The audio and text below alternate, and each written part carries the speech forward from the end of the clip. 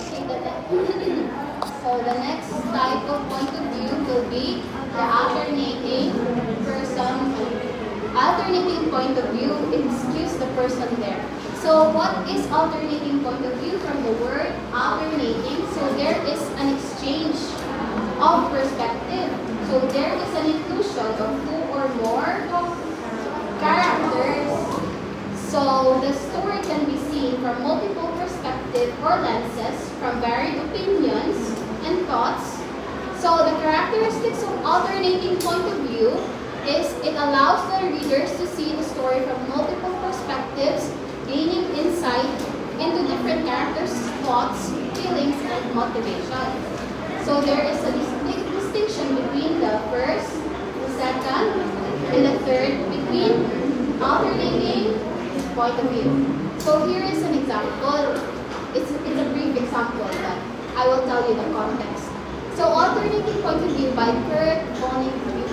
Slaughterhouse-Five. Time to read, everyone.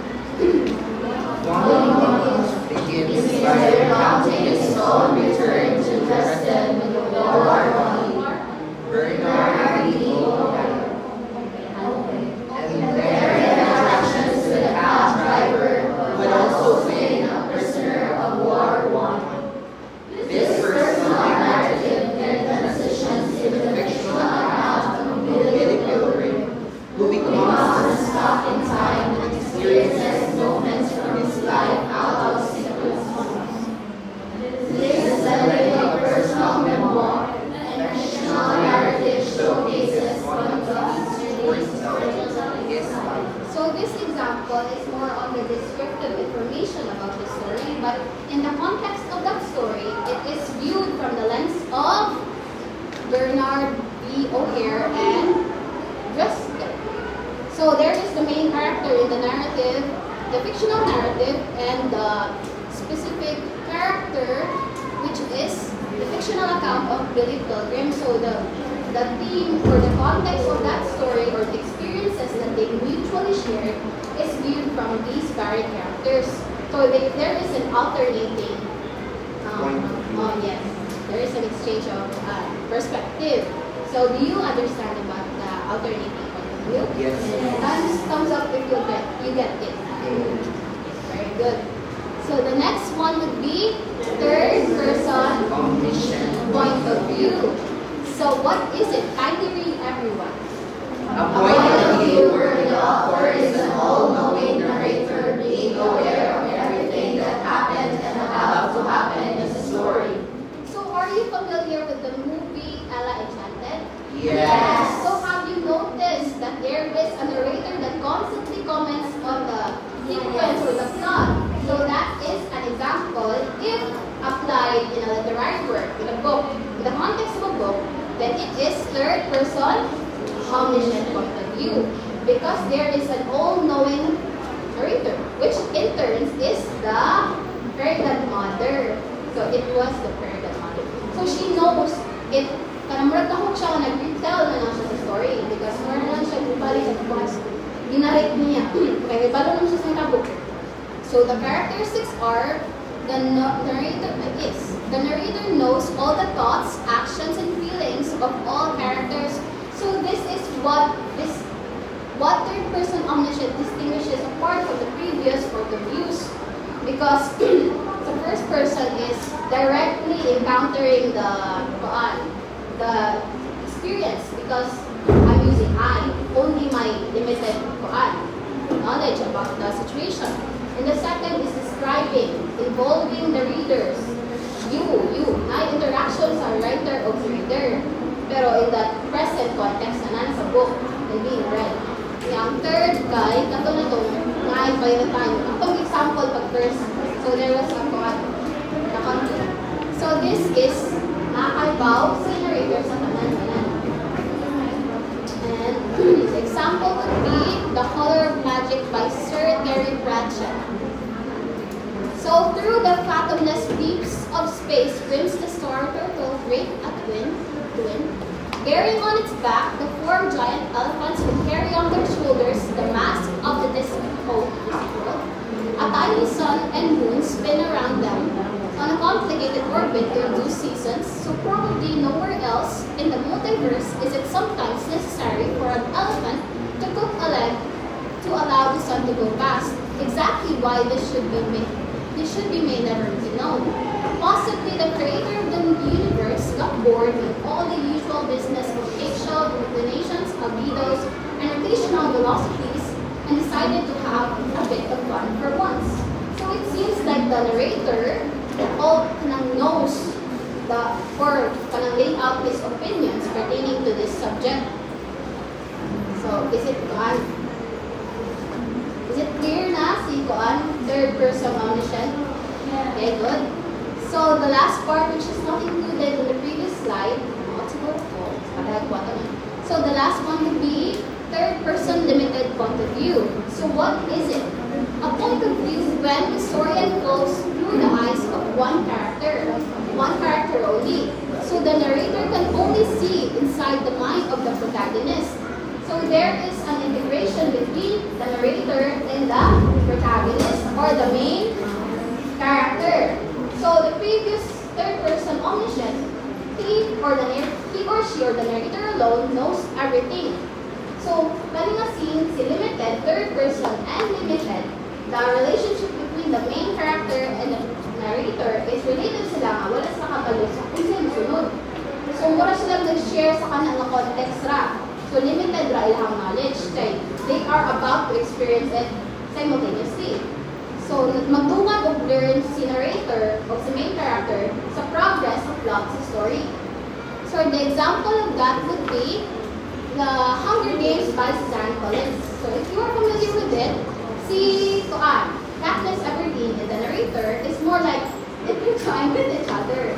So you are familiar with it, Jen, so based on your expression. So kindly read everyone the passage. The maniacal woman who arrives once a year to read out the names of her queen is standing at the podium, and she's actually written the words, "Happy Hunger Games," and may the laws be ever in your favor.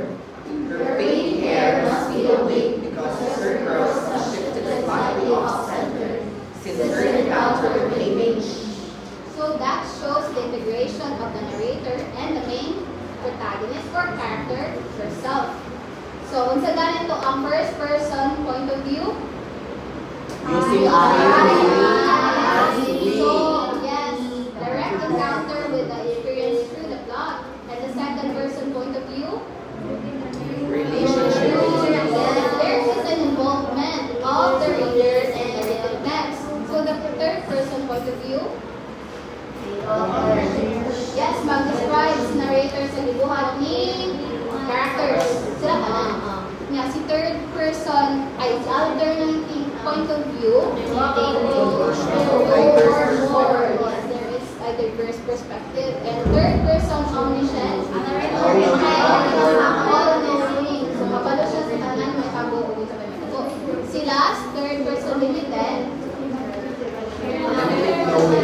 Limited knowing kuan. Limited narrator or sleeping character. So that could be the last.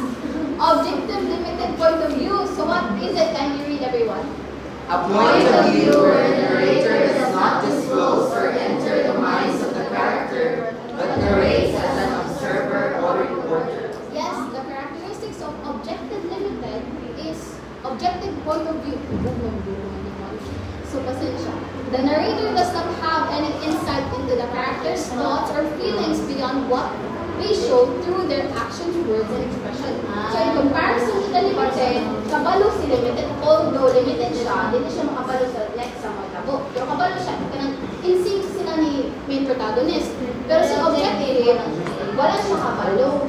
Kaya meron siya nag-recount or nag-describe for as an observer sa gibuhat ni protagonist. Iharang i-describe yun. So, I have read that already. So, the example would be Raymond Carver's Cathedral. The narrator, who is a character in a short story, presents Robert's visit, his relationship with his wife, and his wife's past from his subjective perspective. So, in more relatable example, that would be in the Bridgerton, kung sa book man out. In the Bridgerton, murag ang narrator is si Lady Whistledown. So, limited ra siya. Dili ko naman siya kabalo sa unsay buhaton, pero kaya siya sa characters. Pero, nag-describe ra siya sa, mura siyang observer, di ba? Kaya iyang ganito ng data sa mga characters para iswat siya stereotype niya pang chismis. So, mura siyang observer sa mga main characters, sa side characters. So, kabalo naman sa distinction sa tanan. Okay na? Sure na yun kung manan. Yes, you are the last one. So, thank you everyone for listening.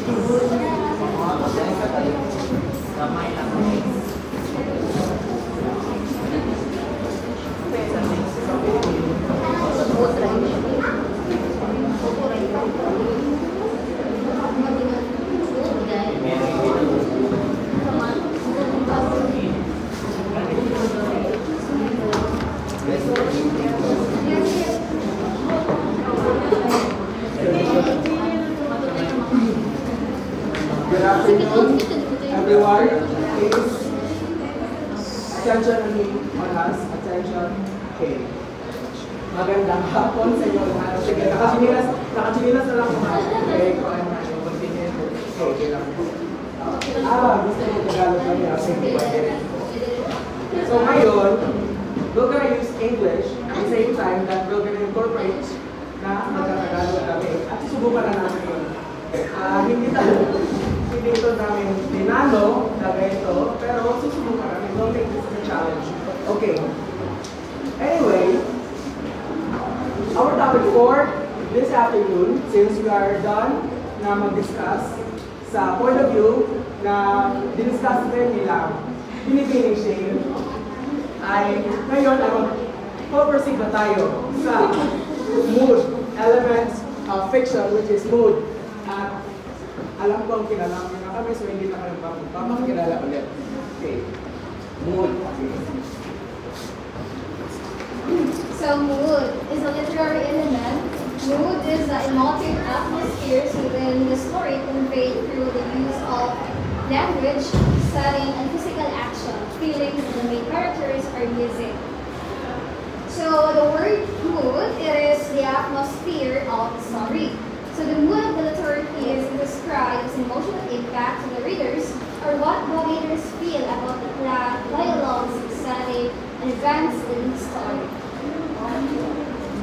So commonly, the mood in the story is cheerful when the characters are happy, the songs used are lively, the colors are bright, and the emotion that the story gives to the readers is light. So here, your story will kind of cheerful if the characters kind of happy, the songs kind of lively, you know, kind of maka-feel good mo. Yeah. On the other hand, using dark colors, sad music, and melancholy characters, the mood becomes pensive and sad. Yes, that's true. And you feel kind of sad when you know, music is very demure. Very demure.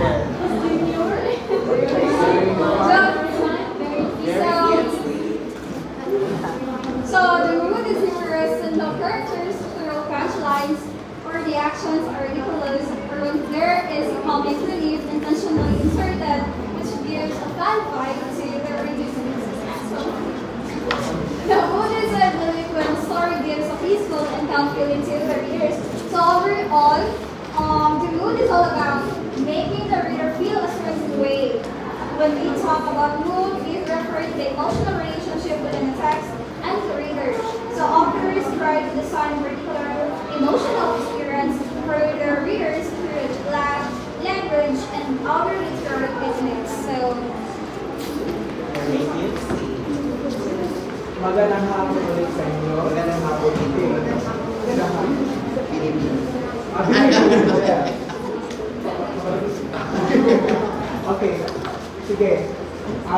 Going on, okay, first, let's have a clarification of what is mood first. Okay, who can tell me what is mood again? Yes, it is an atmosphere. Ito ang atmosphere. Kung paano ang feel ng mga nagbabasa. Ano madadama? Mararamdaman. Sige. Ano ang ma-feel? Kasi ma-feel sa reader upon reading the story. Okay, so, of course, if the story is sad, then I will be high. Ang mood ba? Yeah.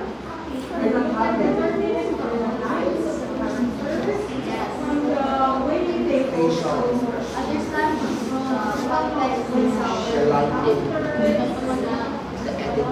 Yeah, that's for the film. The editing, the acting, of course, the whole learning. But if you read, you can feel that according sa kanang description, how the author conveys the story. Their lines. Yeah, through their lines. Point of view. And unlike the point of view, di ba, as what Dina Makasel said earlier, that point of view, we can say, point of view is like, mapansize for the whole story para mapati yung mag-gasili mo.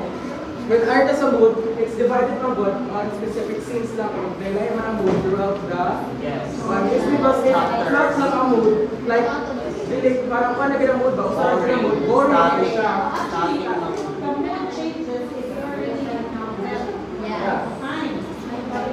short story. Usa lagi ang mood. Because usa naman ang scene. Usa na yung Okay.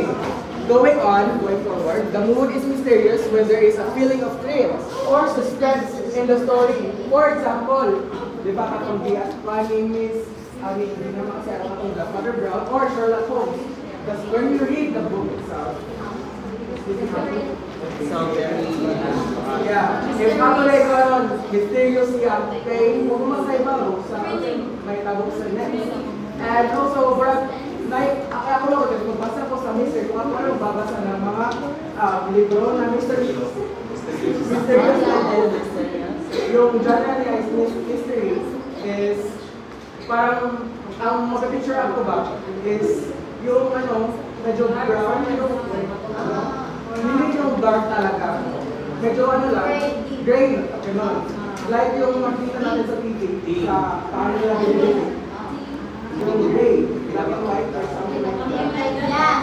Yeah, something like this, mysterious. Okay,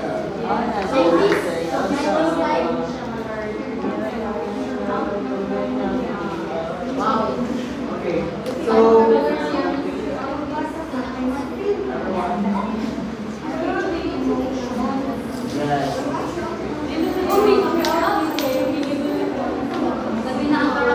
sige.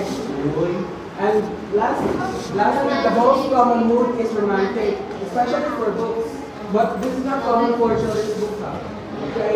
Well, there are some children's books, for example, let's say the Great Evil, especially the mga next, mga sequels na mga romantic, especially Green Gables and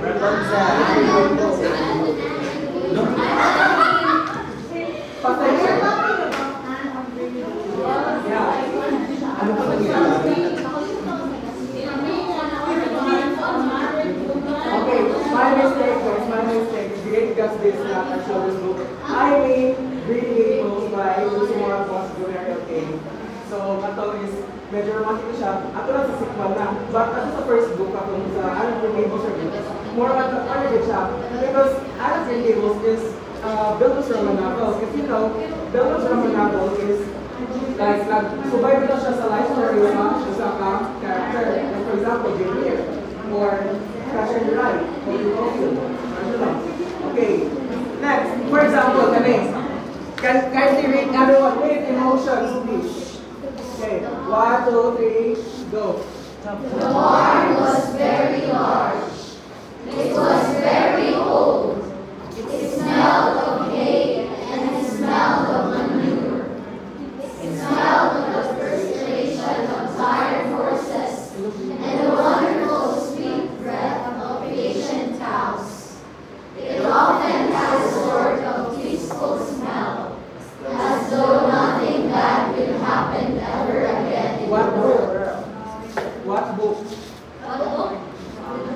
Who can guess what Charlotte's Web. by? I don't know this. Okay, very good. It's actually Charlotte's Web by E.B. White. There's story, yeah, from this scene or from this excerpt from the book. What do you think is the mood that it contains? Satisfying. No, it's not Charlotte. Okay, so but if you really cannot find it, you analyze it. It's somewhat like tranquility bitaw. It's because sa Charlotte Web, naman sila sa farm. Kaya naman yung naman sa farm, di ba tranquil, peaceful.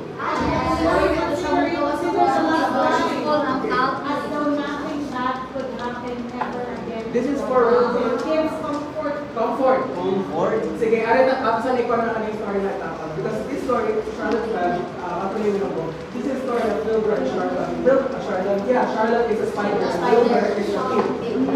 And Wilbur, kay Wilbur na basala ka siya, ay base niya, kanang-stalker siya ba, bawal ba? And also, kumadali kay na siya yung friend na si Charlotte ka nang help niya, na yung friend ng Charlotte ba, through her web. Kung may Charlotte's Web.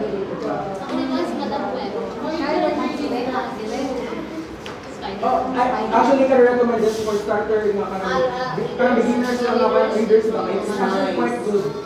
Kanang mga children's books, like ingani, okay, nice siya. Okay, let's, napatay another example, okay. Can you read with emotions again? Anne poured out a large glass full of the wine, and Diana drank it eagerly. Almost immediately, Diana's face began to flush, and she looked more and more radiant with each passing moment. She was enjoying the taste of the wine, and her giggles soon filled the room. Okay, this is actually quite funny. Okay, okay, first, what's the name of the book? Eyes the Green Beagles. Okay, this scene, kay katotoo, accidentally na nabubog ni Diana Barry. Kay abi niya, ang kanang niya ginatan is raspberry cordial. Yes. But ang niya ginatan is Wine. It's a wine. Kiran. Which, ang natabuan ni, nahubog si Diana. Bata lang sila ni, like, 11 or 10 years old. Yeah, nahubog. But it was just an accident because, kung ano sila, di ka sila aling ka namin sila, play na ba? Duwa sila din, kapoy, wala ko na sa baray niya. And, which is sa Camarilla, kaya nakita sila doon, inom. So, ato amining Anne, na raspberry cordial ko, but, naka-realize siya na, violent siya ni Morella. Yan na kainamot, nakahubog si Diana. Ang motto niya, effect ana is, ang mama ni Diana is yan pa pag-ian nila sukuhan. But still, the good thing is, nagkabalik ka naman sila na forgive. But that's one thing na ito mga kanalan nila pa, forgiveness. Forgive but not forget. Sige. This is the children's book. That entire book, if you read, you will be laughing. There are different scenes. Curiously, at may bata. Pwede nyo, gilan siya kung buong. Sige lang sa tawa, anak mo yung kasama. Okay, so say po na yan eh. Happy. Light-hearted. Kaya kuha ba ya, inusan para baka si Ana nila si Diana. Inusan pa kayo dito lang. So, because it's a hard lightness. So, okay, that ends our discussion. So, it was just very simple. And I will end this wonder, saying that good writing is supposed to evoke sensation in the reader. Not the fact that it's raining, but the feeling that they relate upon. Dili man ka mag-enjoy sa usa ka book if ang imong one is nagkuhan ra wala ito ay emotional player, di ba? So, ang kuha na naman nakapa-interesting bitaw sa book is the fact that there is some kind of emotion that's being evoked in us na murag ikuan sa reader ba dapat mo yung ma-feel. And that what makes a book or literature in general interesting. This is by E.L. Doctorow. Who knows him? Wala. Okay. E.L. Doctorow is a famous writer of historical fiction. Yeah. And yung famous one is, basta more on historical fiction din siya. And one yung basta famous ko. So, Thank you. Maraming salamat. Malubot na pagkain para sa tunaw kinatawag. Do you have a PPTV?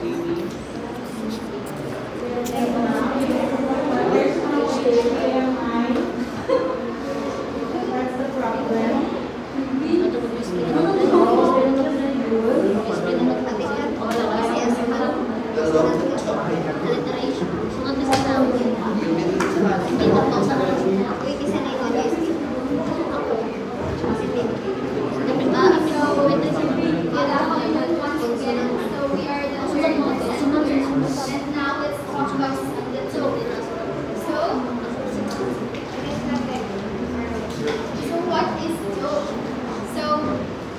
Is the author's attitude towards the subject expressed through word choice or style, which shapes the mood of the story.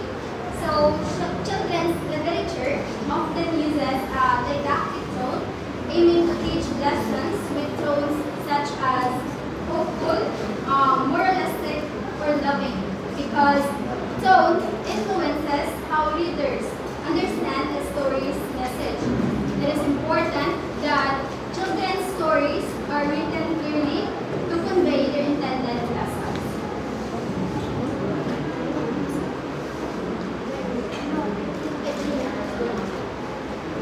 Okay, so tones can shift as the narrative progresses, so often reflecting the change in characters or their development.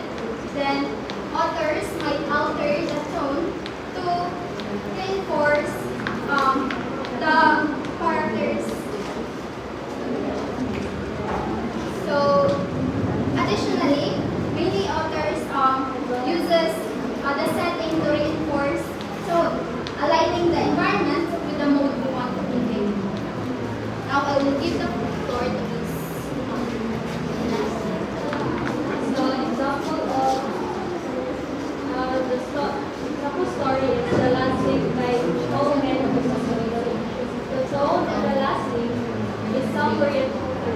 The story deals with the days of witness, despair, and sacrifice, creating a cruelly atmosphere.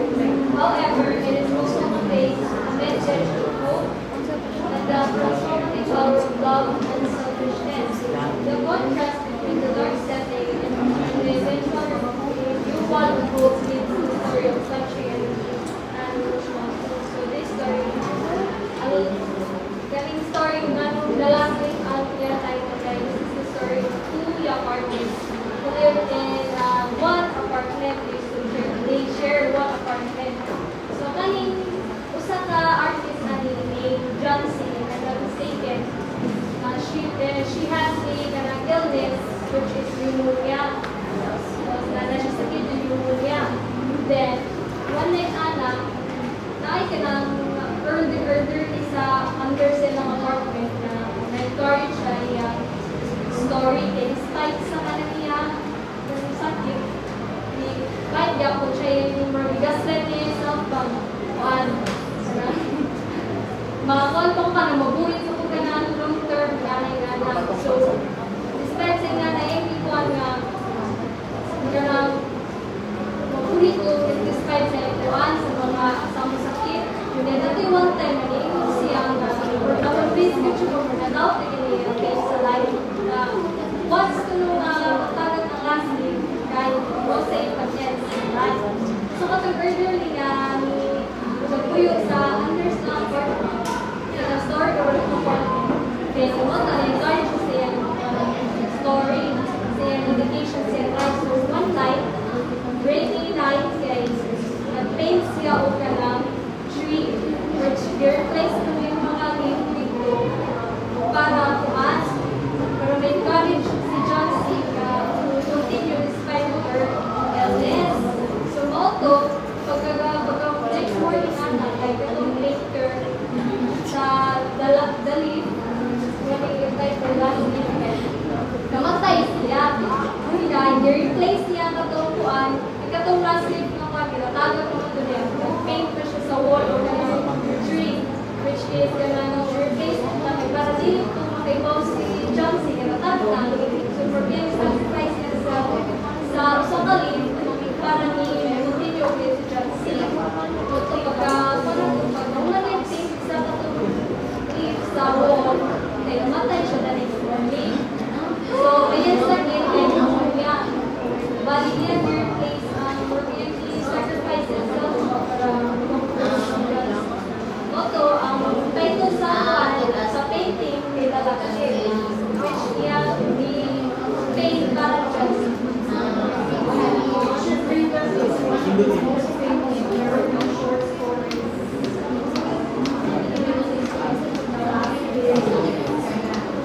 During the story. Okay, ang last week, si Wilson and you read it, it's really, you will be inspired to go on. You're going to improvise with the character by just not let your illness defeat you. Yung singer sa American Idol, right, that is having breast cancer. Hindi siya give up for as long as there is hope. Someone search Nightbird. For as long as nila may chance, we may life.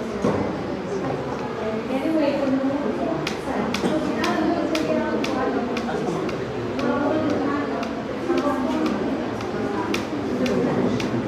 sige, let's continue. Last na. This is the last pair for today.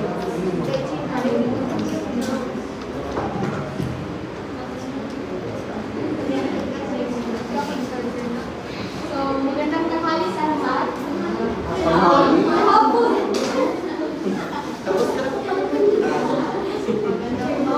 Balik-balik dito. Magandang hapon sa lahat. So, first of all, ay una sa lahat, wala kami may presenta na presentasyon. Kasi, nakalimutan niyo, gantin yung ano niyo laptop. So, ang gagawin namin ngayon ay discussing. So, since we have limited time, so much to do. So, 9 minutes na diba? Sige. So, style. What is style? So, style is the elements that is very personal to the author. It has to do with how the author writes rather than what the author writes. It reflects the author's choice of fiction